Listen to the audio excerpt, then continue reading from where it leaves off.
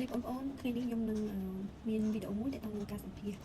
បងប្អូនគាត់ជំនាញអ្នកខ្លះនៅទីនេះកំពុងតែមានបញ្ហាក្នុងការឆ្លើយលើសំណួរក្នុងការសម្ភាសហ្នឹងឯងអញ្ចឹងខ្ញុំមានកលឹះខ្លះៗសម្រាប់បងប្អូនដើម្បីឲ្យបងប្អូនមានទំនុកចិត្តនៅពេលដែលបងប្អូនឡើងទៅសម្ភាស